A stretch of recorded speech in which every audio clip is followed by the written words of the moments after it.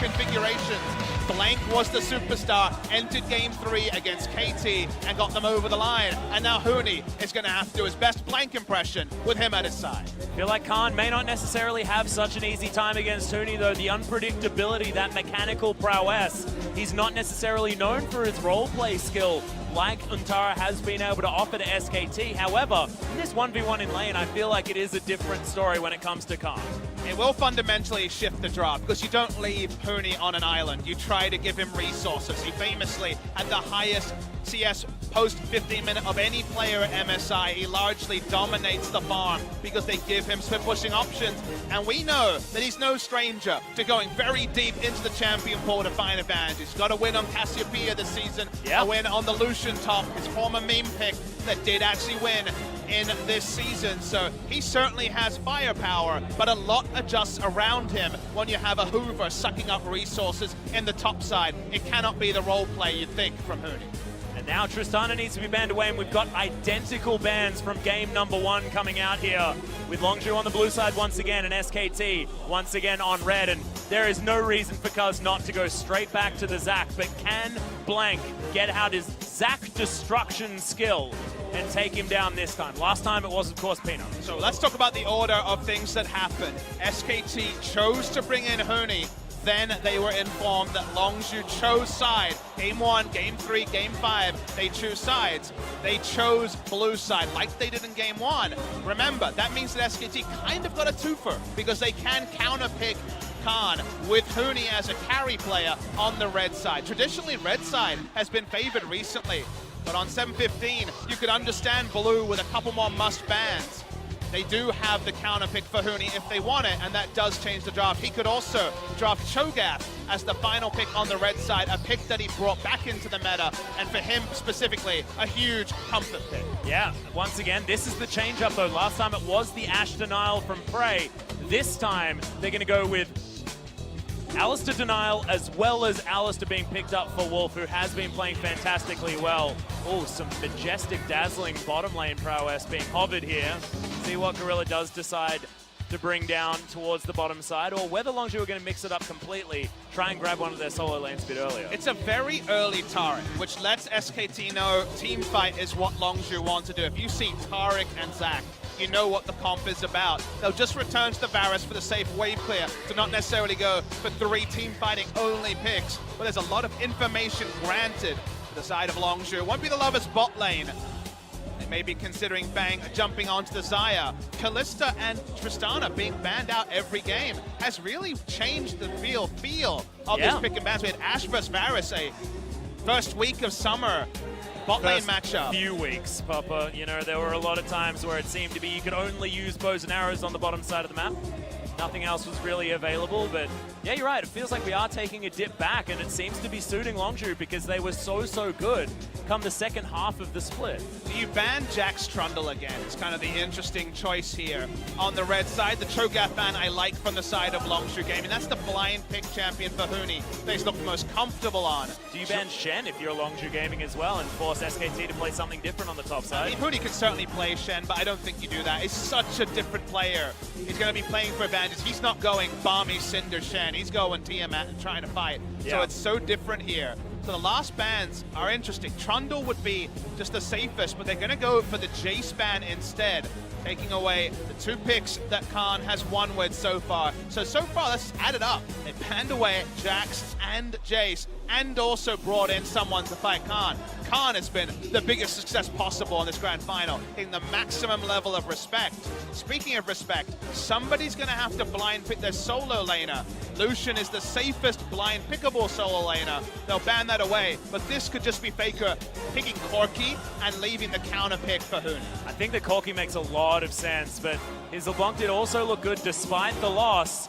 It's a dangerous pickup. We saw Pawn lose on it. We saw him win on it as well. We also saw him pick up a loss. Will be selected here, Atlas, because it's true team fight when you see the LeBlanc. You're playing the matchup again. But all rests on what Huni selects as the last pick. Longzhu will be desperately craving 5v5s with this comp, but SKT's comp can only be judged based on the top laner they select. So waiting to see what is decided by Khan, but most importantly for Huni, could just be Jarvan for the side of Khan, his most played and also great ball carrier for Orianna. Yeah, that's standard engage composition, but they've left the Trundle available for the first time. Could it be that they're just assuming that they'll go for that? They've got a strategy in place, and Longzhu might also be expecting that one with the Camille now hovered. If it was Untara, I think you take Jarvan. Against Huni, you're worried about taking a carry matchup against being taken into you, so he will blind pick the Camille, and now it's up to Huni to decide what to take in lane. We've seen Gragas work against it, being able to knock them out of the X-Tech ultimatum. We've seen Singed famously in the past, but no Singed even after rework. The Gnar can lose this lane. Snowball from the jungle can actually take down the Gnar, but Gnar has pressure on Camille early, and also you're not expecting Zac to be camping a lane. So I think this has to be the 1-2 punch from SKT. They need to control Cuz on the Zac in the jungle to the same level they did score in Game 5 of the Telecom War semi-final, and also get Huni ahead. I feel like if you fail any of those 2 points, it could be Khan running away with the series, not just the first 2 games. Yeah, and this is the game where SKT generally have the download done. This is where Koma has done all of his research. Now that he's got his ducks in a row, they understand they've got flank now to deal with Cuz on this Zac. They've got Huni, another carry threat to try and split up against Khan, even out that matchup. You mentioned that if it goes a little bit awry, it can be a problem for the Gnar, but we know Huni is a different beast to Untara. Is this going to be the right jigsaw puzzle to win out over this Longzhu team that is on such a tear? 4 games in a row now against SKT. That definitely remains to be seen as the coaches respectfully handshake. SK Telecom, have they managed to do it? Because I don't think it's the pick ban. I think it has to be an adjustment in play from them to vindicate the drop. This game is all about this matchup. Khan versus Huni. It will the crux of the game will be on where the pendulum swings in topside, and largely how the junglers interact around that. That will decide the game.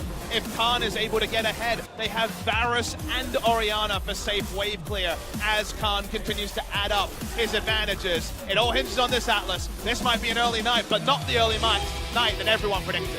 Yep, and as the climax continues moving into game number 3, we'll see whether Longzhu is going to close out at match point, or whether SKT is going to start yet another reverse sweep. Let's get onto Summoner's Rift for potentially the final time.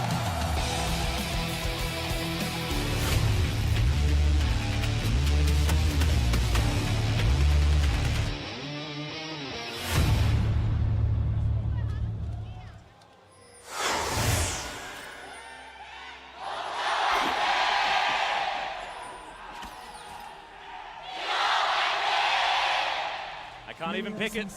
I don't know who has more fans in this audience. Longzhu, there was a gigantic queue towards all of their merch this morning when we were heading into the venue. People just haven't needed to purchase anything to represent Longzhu because they haven't made it this far in the past, needing to try and catch up on all of this lost merch. I mean, Longzhu are never an org that needed to make merch, Atlas, because they had their small, loyal band of fans, but never grew from there. Longzhu, again, they've never achieved anything really. They picked up a single IM win in Sao Paulo years and years ago, back under the LG IM moniker. But from there, they were the consistent bottom 2 team. As we see Huni walking up to harass Khan, this is going to be a big story. He actually gets stunned up, but Blank's here. Yeah, going to get the body slam in. They will get a flash very early from Khan. And they take down the ward. Already things looking better for SKT. And Khan can't back because he has to enter lane, so Khan's aggressiveness turned onto him by Huni and Blank will also be the late invade onto blue that they engineered against the same matchup again in Game 5. Great video, again, I mentioned it earlier. Irene outlines it really well. The team-wide strategy to shut down Zac, and it's emulated here by different members of SKT. Well, Cuz is going to make his way over. Actually, Blank, we'll see whether he stays in the jungle. They're pinging out Cuz, who's just going to walk straight on top of him. This is very dangerous. I mean, red buff against blue buff does mean that Cuz theoretically has a battle advantage. But Bang is going to get stunned by the Dazzle on the bot side. Prey, fantastic trade. Just sub 300 health for Bang. Bit of a health equalization, you would say, after the trade and top side. Will mean the only potion for the Xayah is going to be chomped on. Didn't see who picked up the experience. We saw Gragas with just over 2, so I believe the camp is just reset. So actually hasn't been picked up, and Blank, he's just being a human ward. It's battle ward, but by Blank. Just not sure what Cuz is doing, whether he should actually be going for this wolf camp or whether he should just be heading over and trying to take down these chickens instead. There's the body slam. Cuz, of course, has the passive, so he'll be fine. But this is just such a waste of his time. Waste of both of their times. BDD does not want to come in and skirmish level 2 on Orianna. Nope. Once more with feeling, guys. We're doing it again. Well, at least now with the wave pushed up, it means that Blank wants to deal with BDD instead. But there's the body slam. And Cuz has really been keen on making this one work, but got a lot of regen. So why? Okay. Why are we seeing the return after return? Why is Blank giving up his farm is the question you will ask. Early game, LeBlanc beats Orianna, and Gnar is having a field day with the Camille ranged versus melee. So when you have 2 winning lanes, being a battle ward like Peanut was on the Rocks Tigers is exactly what you want to do as the Gragas. Both of them have cheap builds where they will build into Cinder Hulk or largely into full tank. Bot side is the only part where there's a pressure advantage, and here's some trading. Yeah, Gorilla actually getting these autos in, charging himself back up. Bang finally able to get a decent trade in damage, at least onto the turret. So we've got a big ol' Gnar heading towards this top side. Khan just wants to stay competitive, was laning without Flash, of course, and in a tough matchup, so for him to be basically equal in CS is better than expected from Khan. Yeah.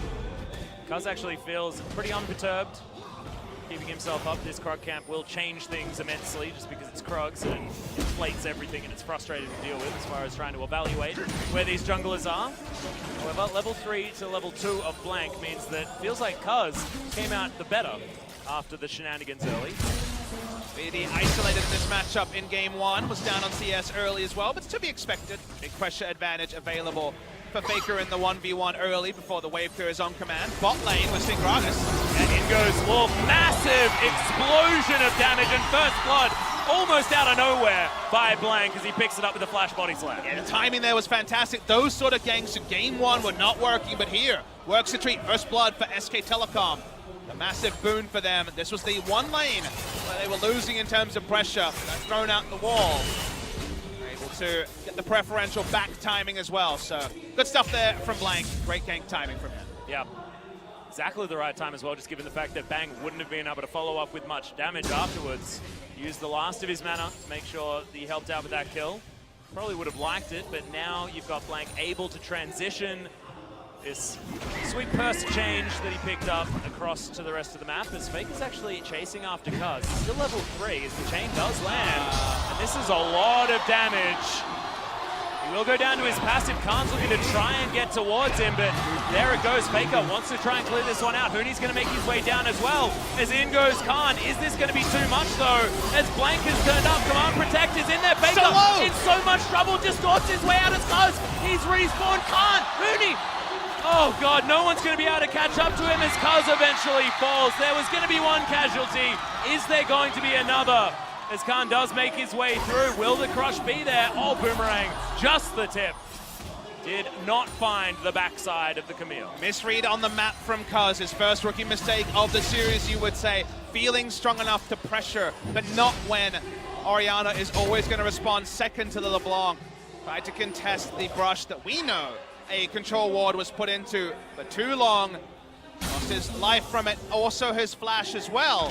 So it hasn't quite taken the same team impact to shut down Cuz. Different type of team impact, I guess you would say. And Faker takes him down. And this is the sort of start that SKT fans were looking for the entire series. Yes. And it feels like a lot of these situations were very similar to what happened in game 1 and in game 2. Cuz is still level 3. Yes, and Faker is still just going to look for him yet again. Does get the smite off, so a bit of health back. BDD's going to turn up, but not in time. And now he might find himself out of position. Longju's bottom lane we're moving up, and once again it's a Zac that is being capitalized on, is being taken advantage of by SKT. And SK Telecom will just keep relentlessly pushing in, contesting camps off spawn. They've had so many peaks in the enemy jungle. They know when the red buff spawns. They knew it was a red buff start. They have the exact timer on the Wolf camp. They will continue to contest camps and shoot to make Cuz completely irrelevant in this game. They're also having the best shot at doing it to BDD as well, as the Grand Ultimatum does go down. Hextech Ultimatum, sorry. Just to try to interrupt damage rather than any sort of turn coming through from the Camille. And slightly different to what we were thinking. We were saying they're going to try and shut down the top lane, but shutting down the jungler has that dual impact of forcing your laners to play safely. Their laners are going to be second to respond. There's a pushing advantage. That's why Cuz going to try and turn. That's not the turn you want. Certainly not. Body slam not going to land the damage onto Cuz. Doesn't find the barrel either, as BDD is going to move his way over. Cuz going to slam some people together, and the blue buff actually helping Longju out, and they're going to turn onto Cuz. And SKT, oh, not quite enough for the command protecting. Khan is going to go down. Now Longju just getting smacked about. Good shockwave onto too, as the heal does come in for BDD to keep himself alive, but the pressure advantage is just massive from SKT. It's the sort of plan we expected to be employed against Longju from game 1, but it's taking them to game 3 to go for this full court press to try to target Cuz and Khan. When Khan is ahead, Cuz's job is so straightforward. He just has to path around and winning top lane. The top lane's not winning early. We're not getting to that part where Nar can potentially turn it around, and the jungle's way behind. Well, Chain Disruption are going to come out. Prey just smacked out of the fight by Wolf, and that's going to be the disengage that they needed. Lighted Quiver not enough with that piercing arrow to get Prey any decent damage. As SKT will finally relinquish this top lane. Tower in trouble as well, actually, at this point. Uni coming into the game, opens up a different champion, but you can hear the cheers of the SKT faithful. Losing the minimum with Untara and allowing other lanes to shine did not work for SKT, so they go carry for carry. And carry for carry is working out a lot better for them because they had the pressure. They could enact the multi-step plan to shut down the jungler, and that's done a treat on shutting down Khan at the same time. Well, now 2 levels of the advantage on Blank. Has only just hit that level 7, so feeling a bit better as Gorilla will have his back cancelled. Got those spawn timers, know that the wolves are up, so Cuz will once again lose out on a camp. Blank's 2 levels above Cuz, who does not have ultimate, 10 minutes into the game.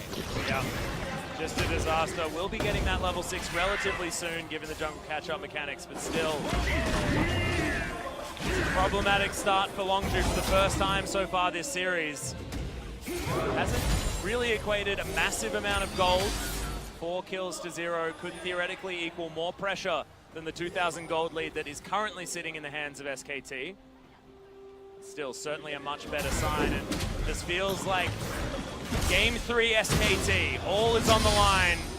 They don't often choke when it comes to this point. When he comes in, has a good matchup and has done his job, while the team has largely played around what Huni brings to the team. That's the part that's so much better. It's not necessarily about Untara being an inferior player. Mechanically wise, I would argue he is, but they were able to play around Untara so well against KT that I think it was the right choice to bring him in against Longju. But they can turn a different side of the coin when Huni's in the lineup, and that side on this day looks oh so much more comfortable, which makes it so much fun to be a peanut gallery. We know SKT's going to Worlds. They only get to bring one of these super subs though, Atlas, and a carry performance from Huni in this double reverse sweep would make it a grand old headache for SK Telecom. They need to double reverse sweep if that was going to be the thing that he's going to prove. So Huni in the end would actually have more games in this series, despite having only half of one thus far. Assuming a very short game, I guess. SKT continue to be relentless. Every time you get to the point where camp is about to respawn, invade with LeBlanc, early push advantage and definitely pressure advantage over Orianna. Invade with Gragas, so much easier to skirmish on the front foot. Looking for more.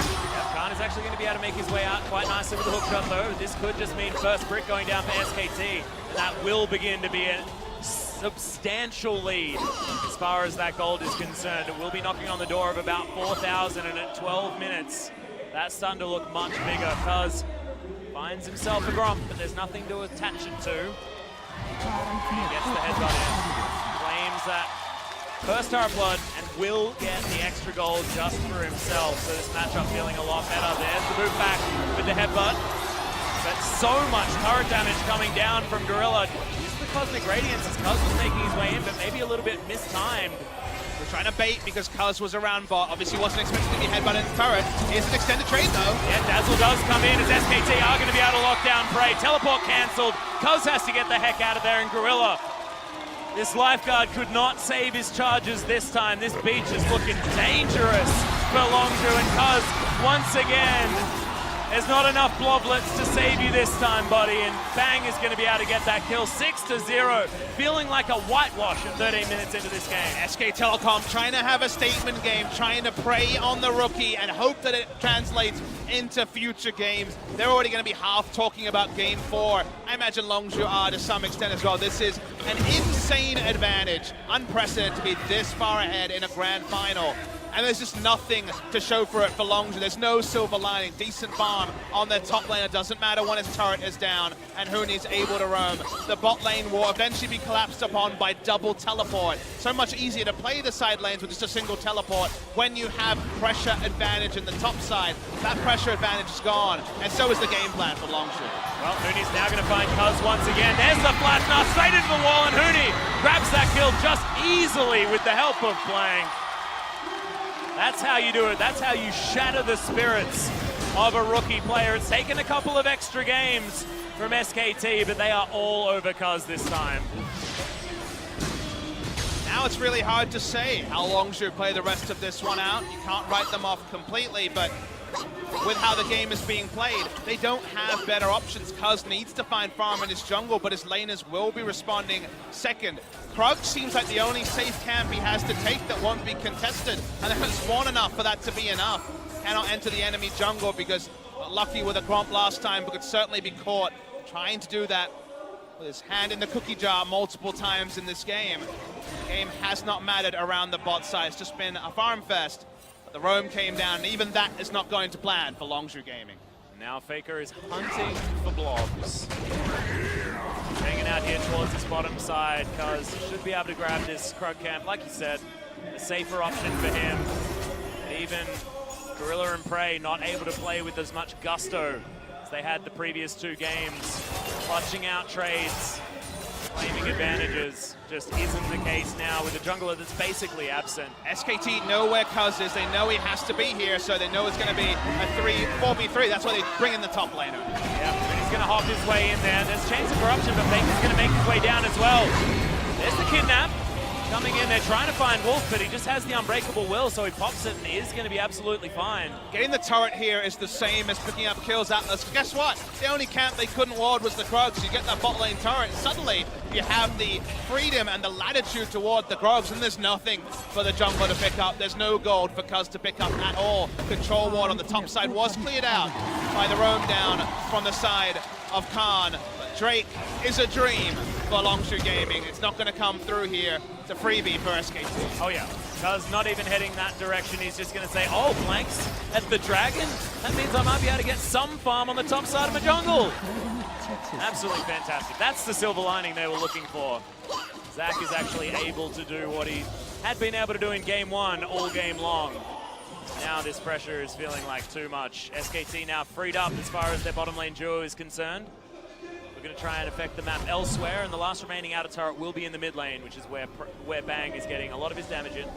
And with Huni, you feel like in the next game they will choose red side again to ensure they have the counter pick for the side of Khan. We mentioned they got the twofer because they changed roster as they predicted Longzhu to pick blue buff and were able to choose into carry matchups with Huni in the lineup. Now in Game 4, they have side selection. They will almost certainly pick red and try to basically put together a similar draft to this.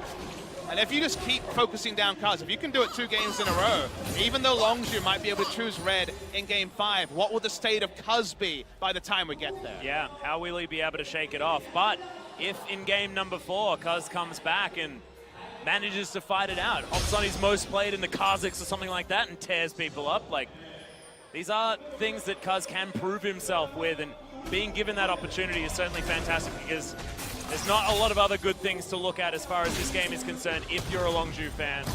It'd also give us a good thing to think about with Longzhu and let us know about their adaptation. They haven't had to adapt for the majority of the season, playing around Khan's, pushing or winning lanes ad nauseum.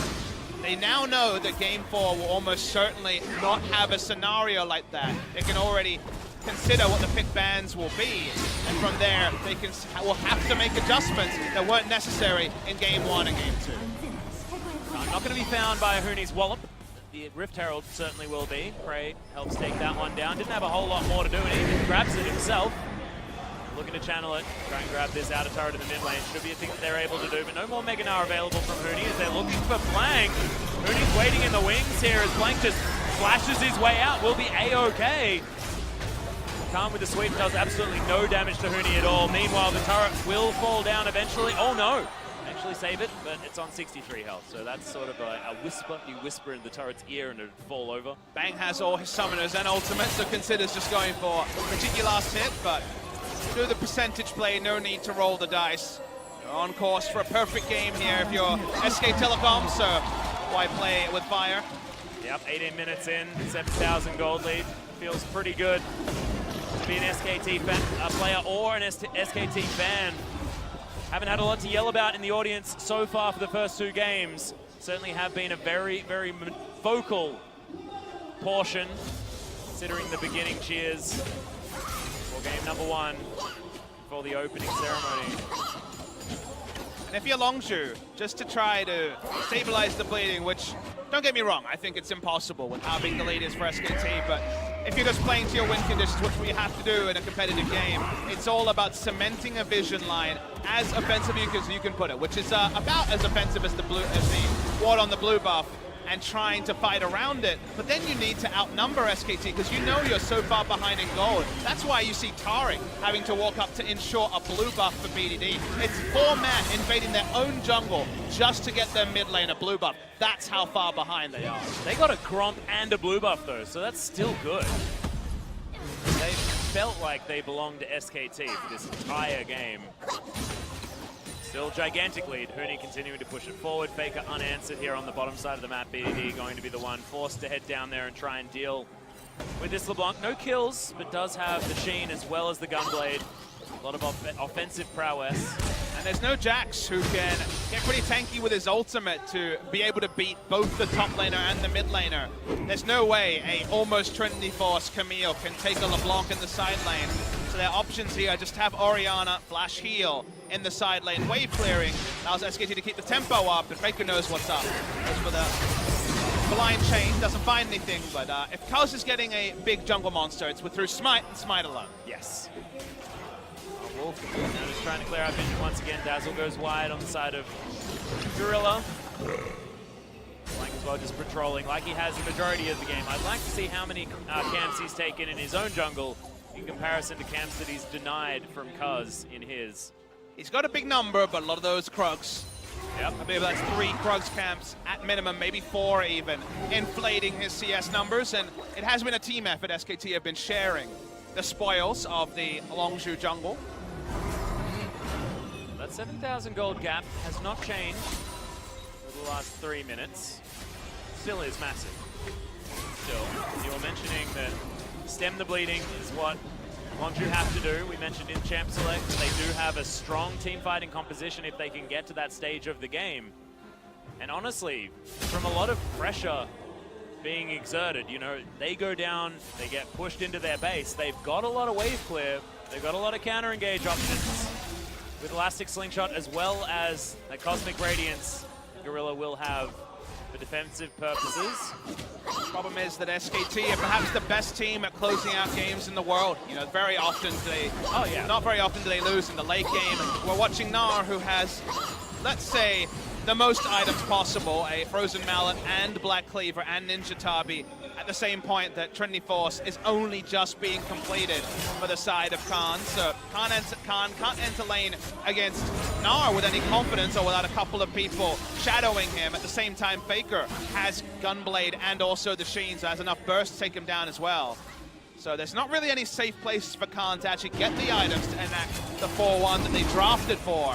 So the lead is probably only just going to grow for SKT, at least in the top lane matchup. Yep, you can see now that Gran's actually forced to go with BDD towards that bottom side of the map. His backing at this point is He's looking for the cutest drive-by smite that he could find, but is at least safe. Have the opportunity. They have been able to clear out a lot of the deep vision, so they were able to walk up there. There was no teleport ward in their enemy red side jungle. Didn't get the contest, ends up wasting the time, but at least they're not just opening themselves up to another dogpile from SKT through a teleport from Huni. Taken towards the bottom side means that Cuz probably feels a little bit safer as far as taking his wolf camp, as Huni going to get touched by Stretch Armstrong, but otherwise nothing more going to happen. Huni's actually doing a favor for Faker here, because now, because the wards were cleared out, Faker doesn't have vision in the red side jungle to make aggressive pushes. He needs someone to battle ward for him on the top side as he pushes down. And SKT, knowing that Longzhu have been trying to freeze, we've seen the freeze from Montara for the longest time, sorry, from Khan for the longest time, they're going to look for a collapse, but they're going to lose Baron for it. Yeah, and I don't think this trade is going to be worth it, as there's the Hextech ultimatum. Faker might be able to find something, but in the end it is Khan that's able to grab that kill. Can Longzhu actually deny this Baron, though, is the question. Cuz could potentially make his way in, but no, it's denied by Wolf. Cosmic Radiance coming down pretty preemptively from Longzhu as they're looking for a kill onto Wolf. They want to deny as many of these Barons as possible. Already, it's only going to be a 4-man. Looking like now, it's going to be a 3-man Baron opportunity as Prey's going to grab it with a piercing arrow. So finally, some kills on the board. At least perfect game has been denied by Longzhu. And only once the pusher will have the Baron buff, they pick up 2 kills and also out of mid lane turret. It's not enough to stem the bleeding, but it's a feel-good moment for Longzhu Gaming. Unable to get the smite over, no way for Cuz to get into the pit. Matchup experience means that he's actually only going to be the same level, finally, as Blake, so that's working, I guess, as intended, but it's working, that's for sure. The problem is that Bang is now 40 CS ahead on this Xayah. He's 2 levels ahead. And Huni's a monster. And Khan has to run the hell away as quickly as possible as soon as he sees little tiny Yordle head towards him, and that just feels bad. I mean, he's so adorable. You don't want to run away from that. But this kind of adorable is going to murder you, so you certainly have to. Has gone for the outer center rush on Tarek, very common now, not like the Rakan we saw in the previous game, as the ultimate for at least situational tankiness. But when you're ahead as Tarek, you can make much more informed decisions about when popping the Cosmic Radiance, because you can feel like, okay, I know roughly how tanky we are, roughly how much damage we do. I'll just hold on to it as needed. You have to be proactive with it, as here's Huni with the crunch. Yep. Oh my goodness, that hyper damage is crazy. Hextech ultimatum comes down as Khan wants to try and get a trade back kill, but it's just not going to happen. He's got too much health as Cuz kidnaps a barrel by the looks of things. Doesn't actually, and heads back underneath the turret. Does mean that that top inner is completely exposed. Will be taken down by Huni, and Faker just going to continue the pressure by heading towards the bottom side. Longzhu are being stretched way too thin on every front for this entire game. 10,000 gold, very close to the lead here at close to 26 minutes in. BDD wants to try and punish him, but Huni's just one-man wrecking crew. Faker just happy to tank up turrets by the looks of things. So much of the draft was similar from SKT, but you change one variable and you're more aggressive in the early game, and it reaps its rewards. You reap what you sow, and SKT has sown a massive 10,000 gold lead at 25 minutes into the game. Even after that feel-good moment, every future trade goes the way of SKT, because they're always going to be there first, whether it's the double teleport, or the winning lanes, or the kill pressure just in the 1v1s in many of these matchups. Longzhu always have to think 5 to 10 seconds ahead, and SKT have the information to never allow that to be a winning trade-up. Yeah, and this is what SKT do, is that they play clean League of Legends better than most others. All others. Can I say the absolute right there, Possibility? Yes. Am I allowed to? Good, okay. So SKT just play clean League of Legends better than any other team, and therefore, they get a tiny advantage in the early game like they did. They will never relent. They will never let go. And you will just fall into this gigantic hole, which is now approaching that 10,000 gold portion. It's just too hard. It's so hard to see the way back in for Longzhu. Yes, I talk about, oh, well, they have a composition that could theoretically turtle, and yeah, in a lot of other games, that may actually make sense. But against SKT, I just don't think it does. Why, There's really not too much to say about this action. We talk about what you would do in a hypothetical world, but this is the real world. In the real world, you just kind of take it on the chin if you're Longzhu. You rely on the experience of Prey and Gorilla to calm down the rookies, who obviously will be feeling not too great here, specifically Kaz, the true rookie of the lineup. The playoff rookies of Khan and BDD seem like they can probably hold their head up high anyway, especially with Khan's heroics in game 1 and 2 and BDD's consistent play. This game hasn't been about BDD. He's cleared waves where he can. He hasn't died at all. But around him, it's been a disaster. Well, Faker was actually looking for it as SKT continue the pressure. They've got so much vision all over this bottom side. Top side, there's some blue wards, but otherwise it's all just SKT and Huni standing vigil just outside this inhibitor turret, which is very close to going down. Prey just desperately trying to clear waves.